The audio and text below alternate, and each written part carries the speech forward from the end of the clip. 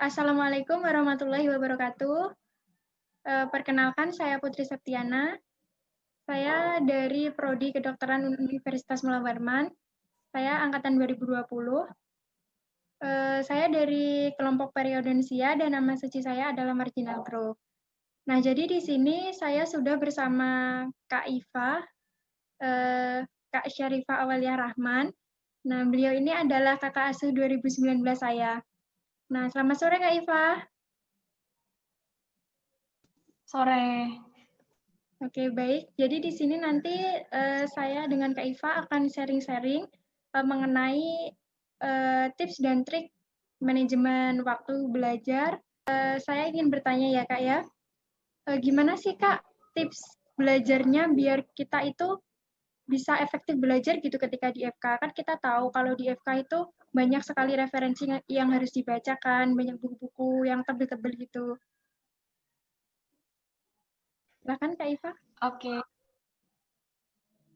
Jadi tadi tentang bagaimana ya belajar yang efektif ya di FK. Jadi kalau saya itu yang pertama adalah tipsnya tuh tentukan cara mencatat yang benar, cara mencatat yang benar untuk kita yang sesuai. Terus itu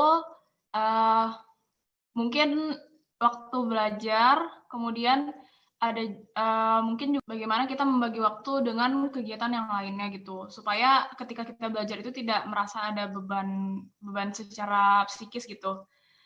Jadi kalau yang pertama dulu ya, saya itu cara belajar untuk supaya efektif di FK.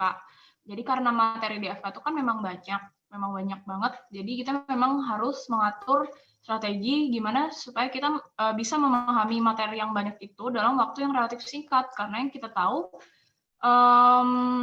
kita kan biasanya dikasih kuliah pengantar itu kan Senin, terus DKK hari Kamis. Jadi ya otomatis ya waktu belajarnya kan cuma beberapa hari aja, 3 hari aja gitu. Dan itu sebenarnya kan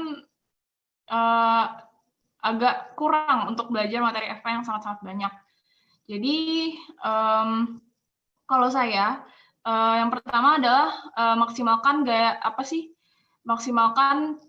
cara kita memahami materi itu dengan cara kita merangkum materi dari textbook dengan teknik mencatat yang tepat. Kalau saya pribadi, saya lebih suka mencatat dengan poin-poin gitu, saya rangkum dengan poin-poin yang saya dapatkan di buku itu.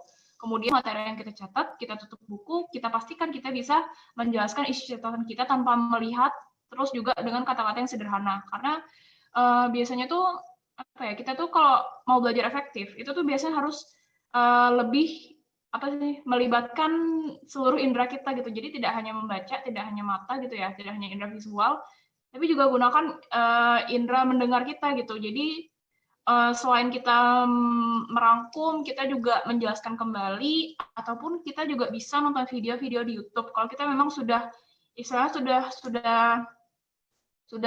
enak gitu lah baca textbook, jadi bisa kita nonton di YouTube. Di YouTube itu banyak sebenarnya channel-channel materi kedokteran yang bisa membantu kita untuk belajar memahami materi di kedokteran gitu. Kemudian mungkin waktu belajar itu juga butuh dipertimbangkan, karena kalau misalnya kita belajar di waktu-waktu yang injury time yang mendekati ujian atau mendekati DKK gitu, pokoknya udah misalnya belajarnya malam banget, malam jam 12 malam baru mulai. Jadi itu kalau saya rasa itu kurang efektif sih.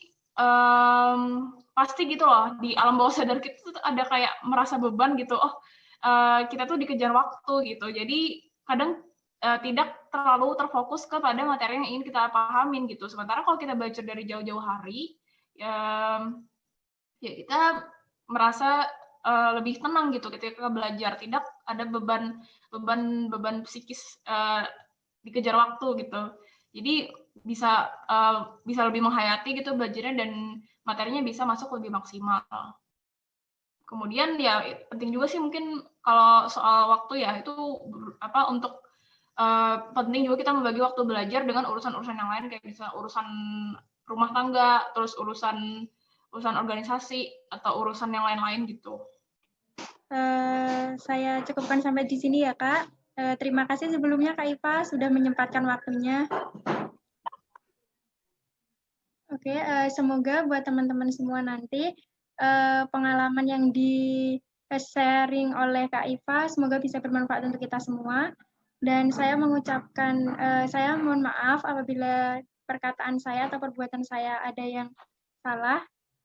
Dan saya cukupkan sampai di sini. Wassalamualaikum warahmatullahi wabarakatuh.